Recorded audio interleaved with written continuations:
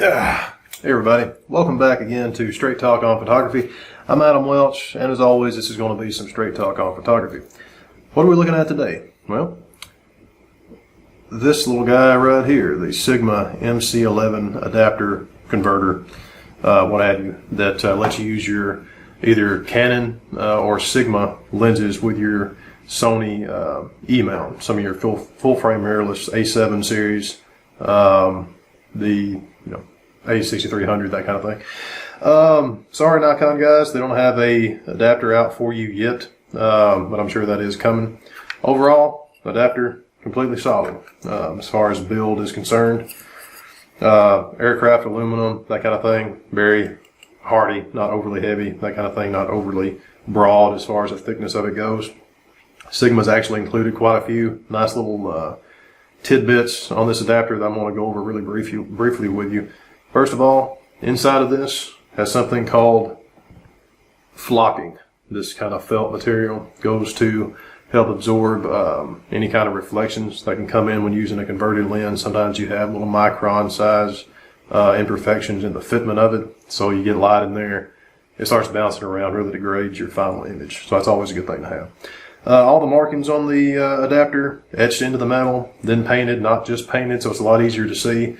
There's a little, the actual mount indicator spot there is raised plastic. It's like a little bead, it's not painted, so it's a lot easier to see what you're doing or actually feel around, you know, if you're into that kind of thing, to mount the adapter and or your lens to it.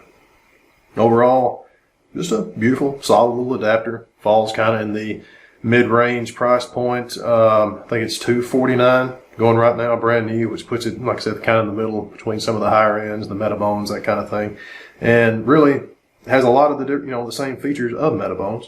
But oh, there it is. One thing I will show you about this, as far as having higher end features, is this little thing right here, the USB port. What that's going to let you do is let your investment grow with you. As Sigma adds more lenses to the list of firmware that this supports, you're going to have a lot more functionality as far as autofocus, that kind of thing.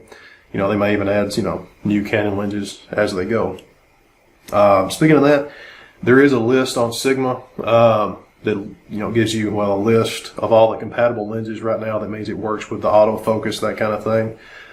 Will this adapter work with a lens that is not on that list?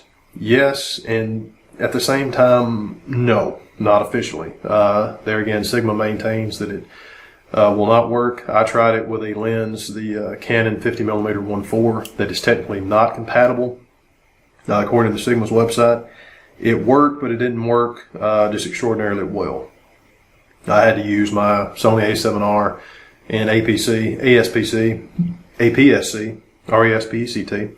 Anyway, the crop sensor mode of my A7R to get the autofocus to work correctly. When I did that, it worked beautifully. But this leads me to another point.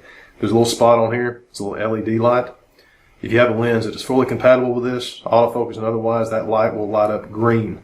If you do not, I believe it will flash orange. And if it's, that's semi-compatibility if it flashes orange. If it's not compatible at all, it'll be completely dead. There'll be no light on there. So it's a good way to tell what will and will not work.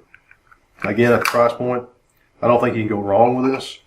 For me, the lens that I used it with was the Sigma 24mm f4, which I've waxed on poetically about on another video, and it worked absolutely beautifully. Even when I mounted the 24mm on my Canon 7D, the autofocus was exactly the same. There was no lag time really when I used it converted on my Sony A7R. So pretty solid piece of kit. And I don't think, there again, you'll just be disappointed with it, but as always, you can blame me. This has been a short overview of the MC-11. My full review is actually live now at contrastly.com. I'm sure I'll put a link in somewhere here so you can go take a better look at it yourself, and I'll also post a link where you can find it on Amazon, most likely. So thank you again for joining me on Street Talk on Photography. This has been Adam Welch, and I will see you again very soon.